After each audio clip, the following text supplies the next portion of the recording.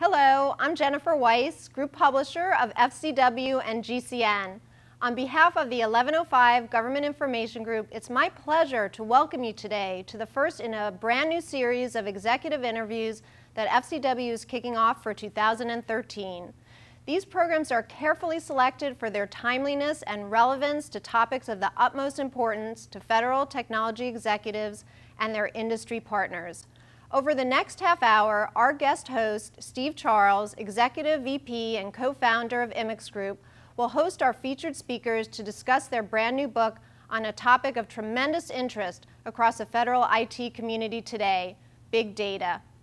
Steve has extensive experience in working with the federal government and many industry partners to design and deliver responsive solutions to civilian and defense agencies alike. An author in his own right, just last year, Steve co-authored the Inside Guide to the Federal IT Market. It's only with the support of our partners like Immix Group that we're able to offer these continuing education programs designed for our federally focused audience and made available at no charge to government and military attendees.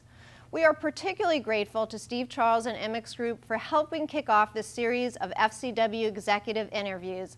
This and future programs are certain to stimulate our thinking about how to leverage innovative technology and unlock the powerful information that agencies have on hand today and well into the future. Thank you so much for your attendance. And Steve, I'll turn the program over to you. Thank you, Jennifer. And welcome to all of you to our FCW executive interview. With me today are the authors of this fabulous book entitled Big Data, a revolution that will transform how we live, work, and think. To my left is Kenneth Coutier. Ken is the data editor of The Economist.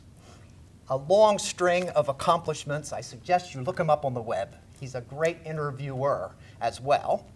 And second, Victor Meyer-Schonberger. Victor is the professor of Internet Governance and Regulation at the Oxford Internet Institute at Oxford University. 8 books to his credit, and the one before this, entitled Delete, the Virtue of Forgetting in the Digital Age. Interesting topic, but I guess we won't go there. Let's begin with the book title. A revolution that will transform how we live, work, and think. And what I'd like to do in our conversation is start with how it's changing the way we think, how it's changing how we know the world, maybe even changing our scientific methods.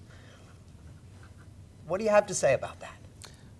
Well, it's an absolute transformation. We've lived always in a data-starved environment. We never had enough information. Now it seems like we have too much. It's an absolute data deluge. It turns out we can do extraordinarily new things with a large quantity of data that we never could when we had smaller amounts. So an example of this would be in healthcare. Typically in the past, when we had a patient in a hospital, a doctor might have taken the temperature, looked at the body signs of all the different vital signs, but often the data was collected, but it might have been actually tossed out at the end of the day. It may have been written down on a blackboard, on a clipboard by the edge of the bed, but not reprocessed. Doctors today are actually analyzing all of the streams of data in a real-time way, looking at how the signature matches compared to health and the onset of infection. And they're able to identify the onset of infection 24 hours in advance. And these are the sorts of things we can do when we start collecting the data and analyzing the data in a big data way. We might think that we know what will cause the infection or not, but when the data comes in, it turns out to be something else. Interesting. So the data tells us things that we would have never thought of. And whereas in our old scientific method, we would create a hypothesis and then go, search for random samples. This kind of flips that, doesn't it? Is that what we're really doing here? Changing the whole way in which we... Indeed, take the prediction of the spread of flu. We have had for many years the Centers for Disease Control collecting information from general practitioners throughout the country of the spread of the flu, who has the flu. And that was great, except that even at best efforts, the information was always a week or two out of date. And if you have a really troubling pandemic, the worst situation is that you have only a good view into the past, but not the present. Now, Google said we can do better than that, and they suggested that they can predict the flu and the spread of the flu in this country and elsewhere in the world by just looking at what people search for. But here is the important issue. They didn't come up with the 5 terms that would predict the spread of the flu. The Googleites said, we don't know, we don't have a hypothesis. Rather, we let the data speak to us. And so they tested a combination of different terms, but they used 50 million terms to try and come up and tease out the best combination. So they essentially calculated 50 million different hypotheses. In fact, 500 million if you do all the combinations. 500 million models were tested to find the right one. That is going far beyond testing just one hypothesis, and that is the power that we can reap through big data. Wow, so what kinds of people do this? I mean, are these new kinds of scientists? Who are these people? Well, it's a whole new professional class that is being created before our eyes. There's a term for it. It's called the data scientists. And these are people who are sort of trained in working with big data sets. So you're probably asking yourself, where do these people come from? Well, often they come from the traditional sciences. And the reason why is originally the term big data was used in the sciences like astronomy, physics, and particularly biology, to describe the fact that the data sets had soared to a huge amount. And to give you a sense of what that means, it took 10 years in 2003 to decode the human genome, which was about 30 billion base pairs. Now we are doing that roughly in a single lab over the course of a few days, and for less than between less than $5,000. I have to be careful about what I say, of course, because if people are seeing this in 6 months later, it's going to be probably about 2,000 and then 1,000 because it's on a huge curve downward. So what we're going to see now is this new class of people who are trained with using lots of data and algorithms. They're stats people, they're math people, but often they've applied these tools to real-world problems like the sciences and engineering.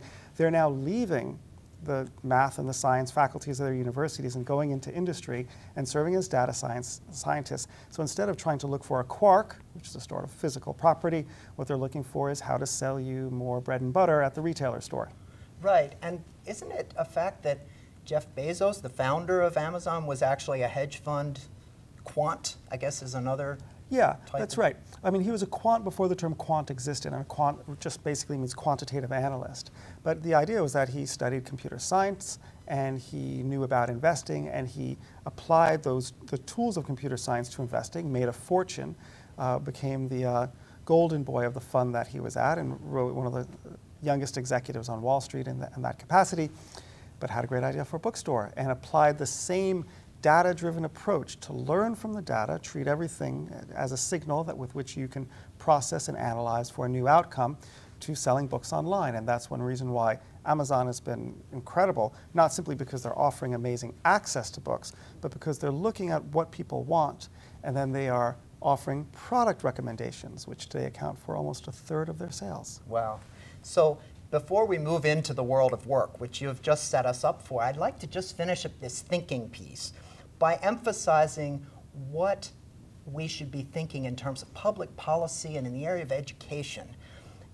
In light of this, are our kids being taught appropriately to these new methods? You know, probably not. But that's not a problem. That's actually rational, because you don't really teach the kids until it becomes something that you need to teach them. You wouldn't really want to be a leading indicator in the educational system to teach them for something that you're not quite certain they need to know. So we have optimized our educational system for a 20th century economy, and because we just are coming out of the 20th century. What we will need to do is give them a smattering of computer science, more math, some statistics, so that they think in a much more quantified way. Today we do a great job with literacy and numeracy, but we don't actually teach quantification or quantified literacy or data-fied literacy. And you can be sure that in 50 years, we will do that. So the question is, between now and then, how do we get there? Mm-hmm. Yes. Victor, any further thoughts about our education system and how it will be evolving in light of this as before we move into kind of the business side of all of this? Sure. I think what we need to understand also is that it's not just the statistical skills that are very important. It's also a certain mindset that you need to have. And that mindset is important because in the small data age, in the age where we had very little information about the world, we made sense of the world by having a big theory and then little data to prove or disprove our theory. But we were driven by our desire to see causes and effects, to understand and uncover the why in life. And the truth is, as Nobel laureates have told us, that finding out the causality, the true cause of some effect, is very, very, very hard, very costly, and often impossible. So in the big data age, we come up with an alternative. Rather than having a double-blind stage 4 trial for everything in the world, we go out and we do a correlational analysis rather than a causality analysis. And a correlational analysis just tells us that A often happens with B or after B, that there is some linkage. That's what Google did when they looked at the flu trends. That often when people search for certain terms, there is flu in the same area, in the same locality at the same time. That's correlations, and correlations don't tell us why, they only tell us what. But that often is good enough. Good enough, correlations. And so let's think now as we move toward the bigger world that we all live in, the practical things like our economy, the big drivers in our deficit, healthcare costs, and then of course some of the whiz-bang stuff like the self-driving car. How is big data informing some of those things? I'd like to start at the top with just economics. I know you have a background in economics. You work for the economists, for goodness sake. You know, how could we break through some of our political gridlock using big data? Okay, well, there's two ways. The first one is to use observed data rather than reported data. And so a useful way in economics to think about how to understand the direction of things is to ask people questions, right? You survey them. So when we want to understand inflation, what we do is we do a survey of lots of different price points, about 80,000 price points in America each month. It costs a lot of money to do, of course. It's always imperfect. It's on a national basis. Well, what we can do with big data is we can scour the internet for a lot of this price information. We don't have to do it just for the United States. We can do it for many, many countries. And by doing that, we'll be able to get not just 80,000 products, but we could get 1 million products. And we can do that from many countries. We can even do it on different regions of the country, which would be, of course, different price sensitive to economic conditions. So that's exactly what a company called PriceStats is doing. It was created by 2 MIT economists. And interestingly, what they were able to find out was something strange is happening in Argentina.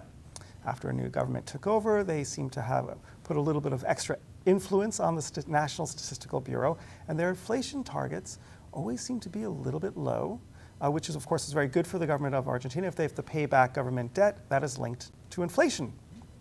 So The Economist thought that this was a little bit strange, The Economist magazine, and we felt that we can't trust it. So now if you turn to the last page of The Economist, you'll see we have what we call the indicators of many countries, and where we have Argentina, we do not publish the government consumer price index. What we do publish is an asterisk, and if you look down, you'll see the price stats number, and the reason why is we don't trust the government's figure. Now, why this is really important is you have a private sector body that is actually challenging a sovereign nation in one of its most precious areas, which is the numbers with which it uses to describe itself. Right? So it shows almost, if you will, a winnowing of the nation state. But there's more to play for. It turns out that many of the problems that we're facing in the West is all about austerity, being able to do more with less. And big data can rise to the occasion as well. So in Manhattan, one of the problems that they have is overcrowded buildings called basically illegal tenements. How do you know that this is a serious problem? Well, in New York, there's a complaint line, and